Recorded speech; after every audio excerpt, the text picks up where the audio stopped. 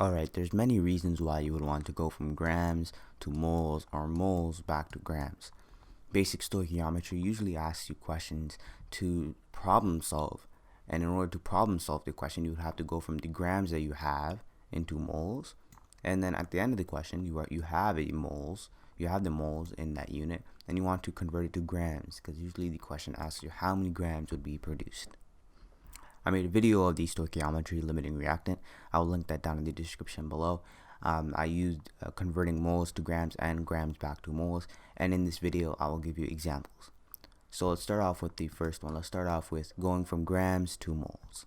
Alright, right here, let's start off with the first one. This will be the first one, this will be the second one. The first one, we have 10 grams of iron. As you can see right here, I have iron, and on the second one I have methane. I'm giving you this example because sometimes you would have to find the moles for a element alone, such as like hydrogen, carbon, nitrogen, only alone elements. Sometimes you'd have to find it for compounds such as sodium chloride, sodium bicarbonate, methane, and etc. So let's start off with the 10 grams of iron. So what you would do right here, you'd put what you have, which is 10 grams. We have 10 grams of iron. You put that in the numerator spot. Oops, that is completely too small. 10 grams, we'll put that in the numerator spot, and you would divide it by, as I said in the beginning of the video, going from grams to moles, you would have to divide, as grams tend to be the higher unit. So you put 10 grams in the numerator, and on the denominator you put the atomic mass, the grams per mole of iron. The grams per mole of iron, you could easily find this in a periodic table of elements. I will link one also in the description down below that has all the atomic masses of all elements. So for iron, it is 55.84, I believe, 55.84 grams per mole. So right here, you would do 10 divided by 55.84, and that would give you how many moles you have.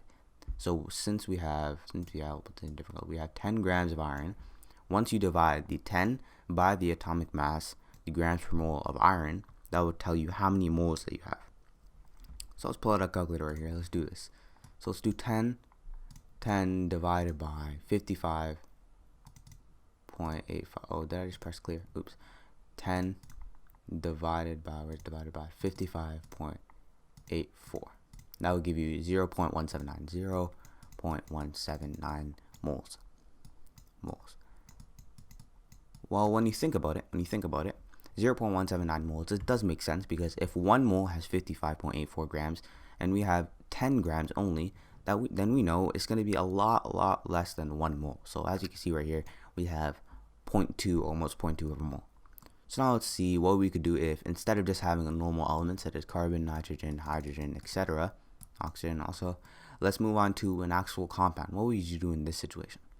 So let's say we have 50 grams of CH4. So what you can see right here, I'll put this separately, CH4. So carbon has an atomic mass of around 12.011, and hydrogen has an atomic mass of 1.008, and we have 4 of those, so we have to multiply that by 4.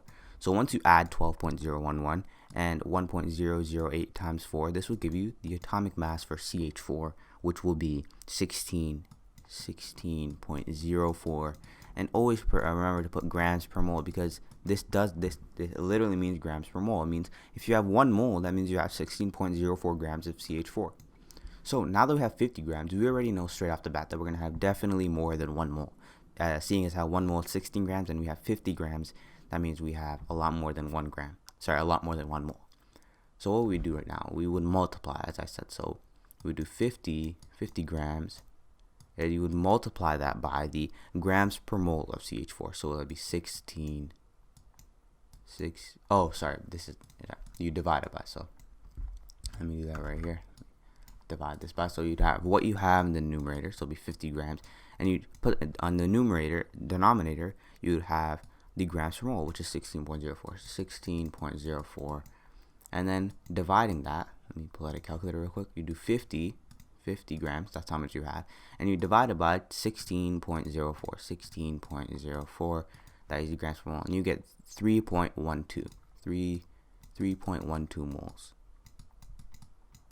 And when you think about it, this does make sense, because once you do 50 over 16, it is basically a little more than 3 times the moles per grams per mole. So you have 16.04 and you have 50 grams. Alright, so that was how to go from grams to moles. Now let's move on to moles to grams. Alright, so right here I'm going to use the same elements and compounds we used from before, so we could keep it more simple and straight to the concept. So we have iron here. We remember from before, you could go back in the video. Iron has an atomic mass, or the grams per mole, 55.84 grams per mole. And I'm going to move down here. CH4, which is methane, has 16.04 grams per mole. So we got that step done for both of them. So I'll name this one 2. No, sorry, I'll name this one 1, and this one will be 2. Alright, so we have 1.5 moles of iron. So as I said in the beginning of the video, for going from moles to grams, you would have to multiply instead of dividing, as it is the smaller unit. So we will write 1.5, this is how much we have, and you multiply that by the atomic mass, or the grams per mole of iron. So that would be 55.84, and don't forget to put grams per mole. Alright, so what would this give you? Now you could pull out a calculator. Then you do 1.5 multiplied by, move this right here, 55.84, and that will give you 83.76 grams. 83.76, so 83.76 grams. So from 1.5 moles of iron, you would have 83.76 grams. Now, if you think about it, if 1 mole is 55, and we have 1.5, 55 divided by 2, that would give you around 27-ish, something like that. So once you do 55 plus 27, that would give you around 79. So we know this is approximately correct. This is correct. If you think about it, once you consider the decimal numbers, this is correct.